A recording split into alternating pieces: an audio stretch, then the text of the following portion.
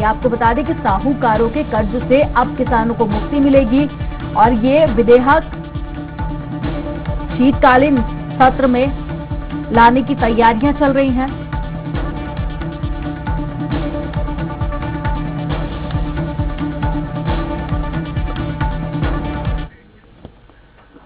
और देश भर में किसानों का आंदोलन चल रहा है। ऐसे में शिवराज सरकार को डर है कि कहीं एमपी के किसान भी इसमें शामिल ना हो जाएं।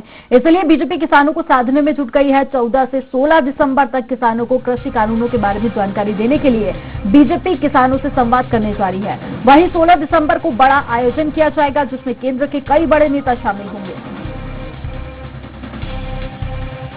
तो सीएम शिवराज सिंह चौहान किसानों को लेकर काफी ज्यादा परेशान दिखाई दे रहे हैं और साथ ही जिस तरह से पूरे देश भर में किसान कानून का विरोध किया जा रहा है उसको लेकर अब शिवराज सरकार प्रदेश के किसानों को जागरूक करने की कोशिश करेगी ताकि मध्य प्रदेश में जो आक्रोश है वो और ना बढ़ सके। और केंद्र के भी कई बड़े नेता इस आयोजन में शामिल होंगे। आपको बता दें कि 14, 15 और 16 तारीख को काफी बड़ा आयोजन किया जाएगा जिसमें तमाम नेता शामिल होंगे। लोगों को इसकी जानकारी दी जाएगी ताकि कृषि कानून को लेकर जो आक्रोश है वो मध्य प्रदेश में और ज्यादा ना बढ़े, क्योंकि शिवराज सरकार खुद को किसान हितैषी बताती आई है शुरुआत से ही और मध्य प्रदेश सरकार का काफी ज्यादा फोकस किसानों पर रहता है। तो इसी को लेकर ये आयोजन भी किया जा रहा है ताकि बाकी राज्यों में जो स्थिति देखी जा रही है वो स्थिति मध्य प्रदेश में ना बने।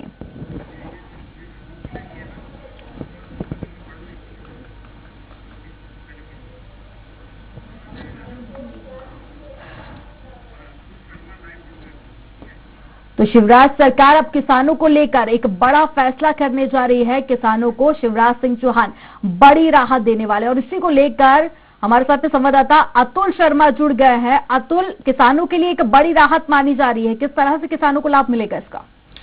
देखिए बिल्कुल अमनदीप, जिस तरीके से पूरे देश में इस समय जो है किसान आंदोलन चल रहा है और मध्य प्रदेश सरकार की ये मंशा है कि ये जो आग फैली हुई है किसान आंदोलन की वो मध्य प्रदेश में ना रहे और किसी भी प्रकार के किसानों को लेके जिस तरीके से कोई बीजेपी सरकार की ये कहना है कि भ्रम की स्थिति बनी हुई है वो भ्रम की स्थिति मध्य प्रदेश में ना फैले।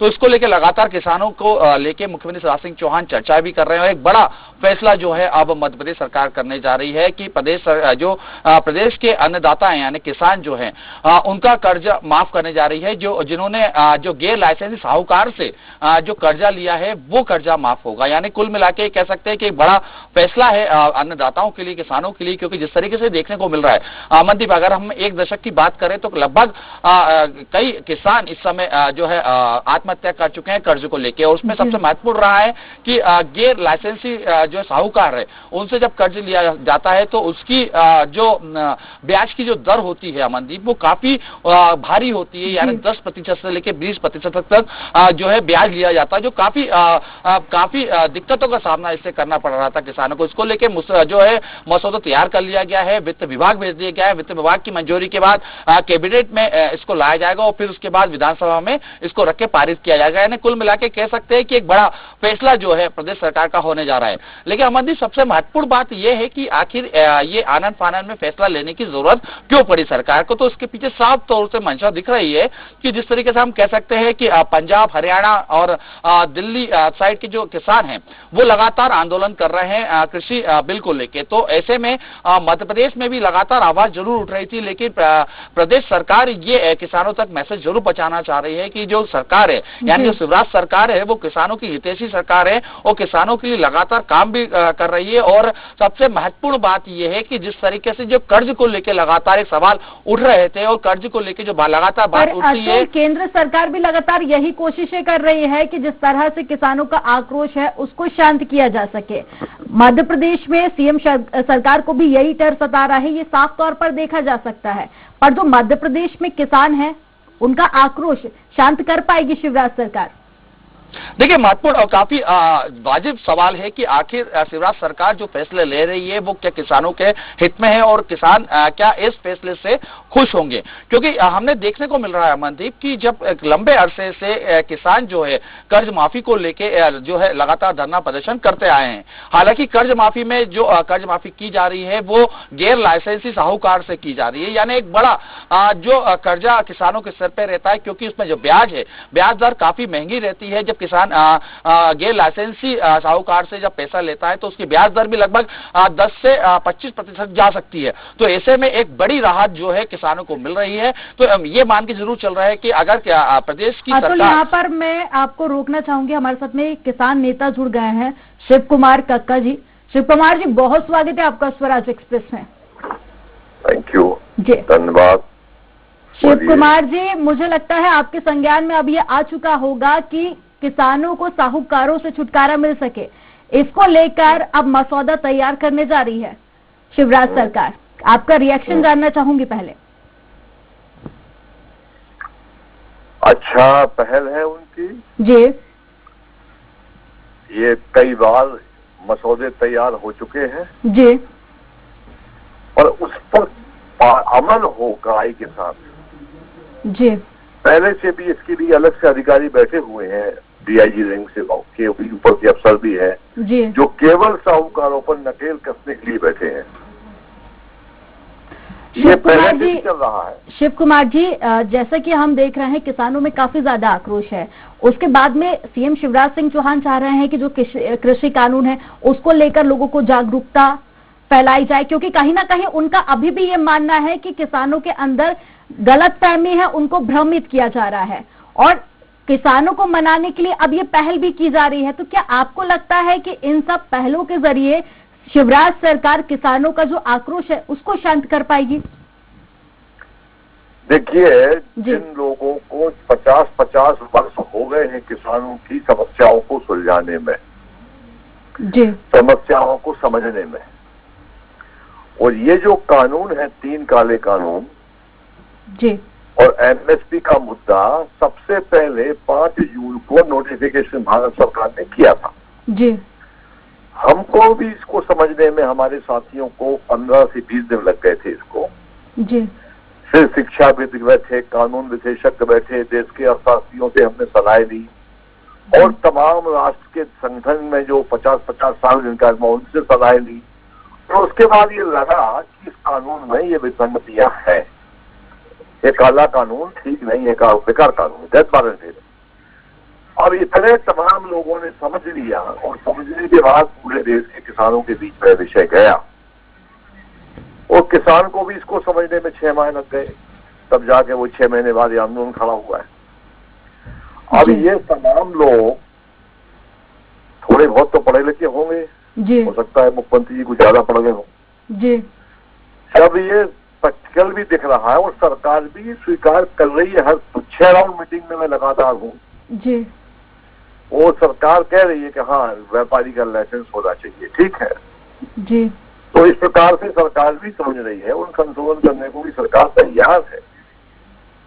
तो फिर अब इसका और प्रचार करना, एक प्रकार से किसानों को, इसमें किसान नहीं समझेंगे तो किसान मोर्चा के लोग समझ लेंगे, वो तो समझ कर आए हैं, सरकार जो भी कर सही बोल रहा है उनकी मजबूरी है विचारों की, ठीक है। तो ये स्थिति से कोई फायदा नहीं पड़ने वाला है। अब आखिरी दौर पर देश में वार्ता चल रही है और ये सबसे पहले मॉडल एक्ट ले आए थे, उसका कर दिया नोटिफिकेशन। मॉडल एक्ट में 4 लाइन का नोटिफिकेशन है, उसका ठीक से पता भी नहीं है।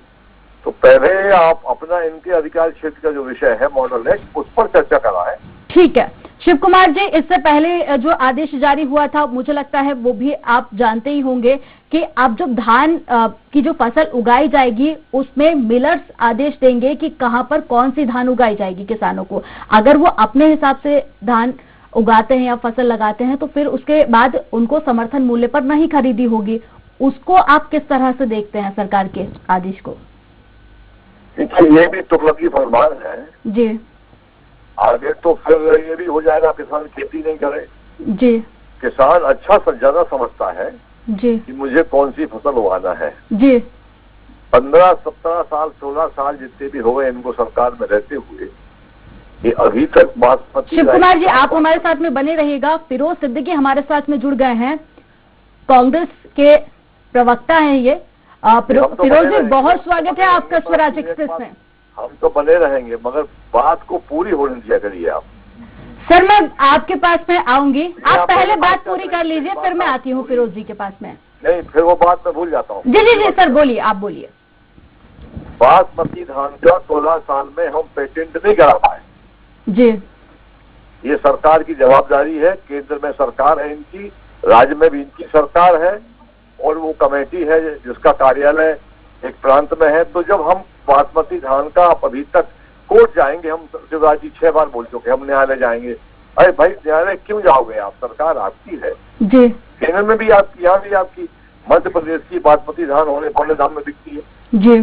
तो पहले ये काम तो करा नहीं रहे वो, और दूसरे काम में लगे हुए। मेरा उनसे निवेदन है कि भाई पेटेंट कराइए आप, केंद्र में आपकी सरकार है जी। और कौन सी धान कहाँ बोना है ये किसान तय करेगा। वैज्ञानिक उसमें क्या करेंगे? सबसे बड़ा वैज्ञानिक तो किसान होता है।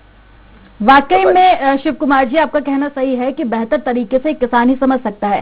फिरोज जी, आपके पास आऊंगी। जिस तरह से बीजेपी बार बार आरोप लगा रही थी कि जो कांग्रेस है वो किसानों को भ्रमित करने की कोशिश कर रही है, अब इसको लेकर बीजेपी ने पूरी तैयारी कर ली है कि अब किसानों को जागरूक किया जाएगा और कृषि कानून जो है उसके बारे में बेहतर जानकारी दी जाएगी। क्या कहेंगे आप? देखिए, भारतीय जनता पार्टी जो है वो अब उद्योगपतियों की बात समझ सकती है, पूंजीपतियों की बात समझ सकती है।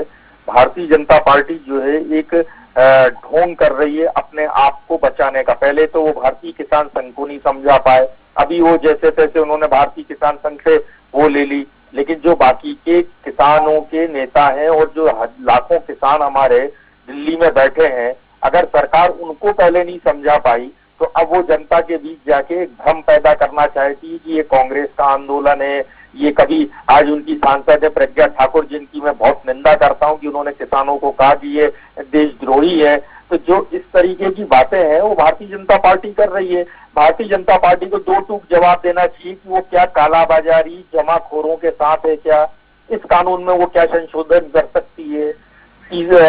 कॉन्ट्रैक्ट फार्मिंग का सवाल है, कॉन्ट्रैक्ट फार्मिंग पूरे देश में हर गांव में होती है। कंपनियां जाए और जाके किसानों से संपर्क करे, किसान समझेगा कि हमको इन्हें कॉन्ट्रैक्ट पे अपनी जमीन देना है तो दे देगा। आप कानून क्यों ले आए इसके लिए? किसान जो उन्होंने कहा कि एपीएमसी मंडियों का सवाल है, आप ट्रेड एंड कॉमर्स के नाम पे आपने अपनी प्राइवेट मंडी ले आए। चलिए, हितेश वाजपेयी हमारे साथ में जुड़ गए हैं, उनसे जवाब ले लेते हैं। हितेश जी, बहुत स्वागत है आपका स्वराज एक्सप्रेस में। जैसा कि फिरोज जी ने कहा, आपने सुना ही होगा कि बीजेपी जो सरकार है वो अब व्यापारियों की भाषा बोल रही है, ये कहना फिरोज जी का, क्या कहेंगे आप? अरे उनको क्या कहना, उनके तो मैनिफेस्टो में व्यापारियों ने बनाया था मैनिफेस्टो, तो कांग्रेस का तो मतलब मैनिफेस्टो ही व्यापारी बनाते हैं, ऐसा हुआ ना, उसमें सब लिखा ही हुआ है। ये तो फिजूल का तर्क है, इसका क्या करना है। ठीक है, पर वाजपेयी जी, किसानों में आक्रोश देखा जा रहा है और ये आक्रोश कहीं ना कहीं दिन पर दिन बढ़ता ही जा रहा है। आपको नहीं लगता कि इसको लेकर किसी तरह का रास्ता निकाला जाना चाहिए? क्योंकि आप और ये हम भी जानते हैं कि कई दिन हो चुके हैं किसान दिल्ली पर उनका विरोध जारी है, अब कई सारे राज्यों में भी विरोध के सुर उठने लगे हैं। नहीं, किसी राज्य में कोई विरोध नहीं है, और दोनों कानून जो हैं, तीनों कानून जो हैं किसानों के हित में है, इसमें भी कोई दो मत नहीं है। तीनों कानूनों का एमएसपी से और एपीएमसी से कोई संबंध नहीं है, इसमें भी दो मत नहीं है। एपीएमसी राज्यों का विषय है और यही कारण है कि बिहार और केरल जैसे राज्यों में कांग्रेस की समर्थन से एपीएमसी हटाया गया, कई जगह नहीं है। कई जगह कांग्रेस की सरकारें हैं, पंजाब में हैं, केरल में, सभी जगह कॉन्ट्रैक्ट फार्मिंग भी हो ही रही है, तो कोई नई बात नहीं है। तो बहुत सारे ऐसे विषय हैं, ये विषय कानूनों के हिसाब से जटिल विषय है। और जो मौलिक प्रश्न है एमएसपी को लेकर, उसमें सरकार बहुत स्पष्ट कह चुकी है कि एमएसपी से कोई छेड़छाड़ ही नहीं है, कोई संबंध ही नहीं है।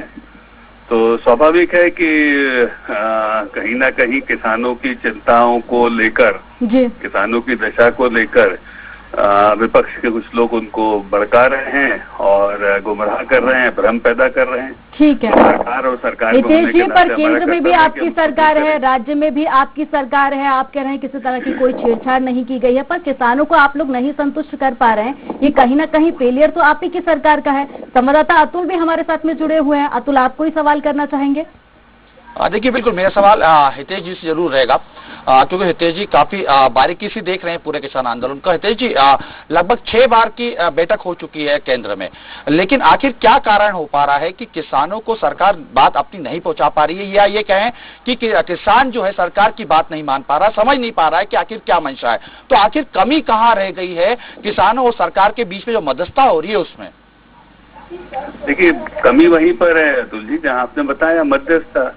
जब अंदर बैठकर सरकार तैयार है कि क्लॉज वाइज एक एक बिंदु पर अपन चर्चा कर लेते हैं कि कौन सा बिंदु किसानों के विरोध में, समझा दीजिए, तो वो सब दाएं बाएं देखने लगते हैं और फिर उसमें से आवाजें आने लगती कि नहीं साहब, वो तो जो तीनों कानून है वो रद्द कर दीजिए, रिपील कर दीजिए।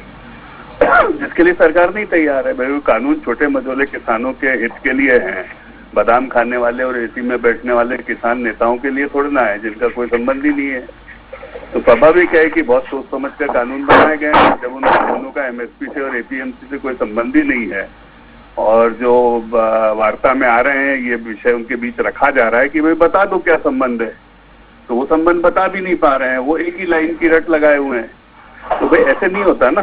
देश की संसद कोई कानून बनाती है तो वो कानून बनाने के काम में, प्रक्रिया में बहुत सारे लोग शामिल होते हैं, विशेषज्ञ होते हैं, स्टेक होल्डर्स होते हैं। पैसा ये ट्रेजरी का पैसा है, आपके टैक्स का पैसा है, तो आपके टैक्स के पैसे का प्रबंधन करने का काम सरकारों का होता है। आपको भी तो जवाब देना है उसका, हम लोगों को कि नहीं देना है। तो मुझे लगता है क्लॉज वाइज उसके जो गुणदोष है उस पर तो चर्चा की जा सकती है, या पहले उस पर चर्चा हो जाए। हितेश जी, तो बार बार बीजेपी चर्चा सरकार, होके शिवराज सरकार किसानों का हितैषी बताती है खुद को, पर जमीनी स्तर पे अगर हम बात की जाए तो किसान संतुष्ट दिखाई नहीं दे रहे हैं। हमारे साथ में शिव कुमार कक्का जी भी मौजूद हैं इस वक्त, जो कि किसान नेता हैं। उन्होंने भी कई सारी खामियां बताई जिसके चलते किसान परेशान हो रहे हैं। शिव कुमार जी, अभी हितेश वाजपेयी जी ने कई सारी बात रखी, क्या आप उससे संतुष्ट हैं? देखिए जी, उन्हें जानकारी पूरी नहीं है। बिंदुवार चर्चा हुई है जी, पहले किसान चर्चा के मूड में नहीं थे जी, लंच के बाद में फिर बिंदुवार चर्चा हुई है। 5 बिंदुओं पर सरकार ने कहा कि हाँ, ये 5 बिंदुओं में हम जी, आपको आश्वस्त करते हैं और इन 5 बिंदुओं के लिए हम कानून में परिवर्तन करेंगे। जी। अब 5 बिंदुओं में एमएसपी पर उन्होंने कहा कि इस पर भी हम आपको आश्वस्त करते हैं। एमएसपी का मध्य प्रदेश में जो मंडी एक्ट है, इसमें धारा 36 में है जी, 1972 में कि जब पहली बोली लगेगी वो समर्थन मूल्य से नीचे नहीं लगेगी, जी, जिस पर जस्टिस रूसिया ने फैसला दिया है कि सरकार इस पर जल्दी निर्णय करे। पहली बोली कहीं नहीं लगती मंडियों में, समर्थन मूल्य से नीचे ऊपर लगती रहती है। जी, इस पर वो अपराध की संज्ञा में लेना चाहिए। तो मध्य प्रदेश का मंडी एक्ट देश के सभी मंडी एक्टों से बहुत बढ़िया है, जो 1972 में बना था। जी। अभी तक पूरे देश में एमएसपी पर क्रय करने की गारंटी का कानून नहीं है, बात यह है। जी, तो किसानों ने ये मांग की है कि भाई इसके एमएसपी पर क्रय करने की गारंटी का कानून बनाया जाए। ये 3 अध्यादेशों से अलग मांग है। तीनों अध्यादेश में भी एमएसपी पर क्रय करने की गारंटी का कोई उल्लेख नहीं है। तो पहले नहीं था तो अब भी नहीं रहेगा, ये बात तो नहीं होना चाहिए।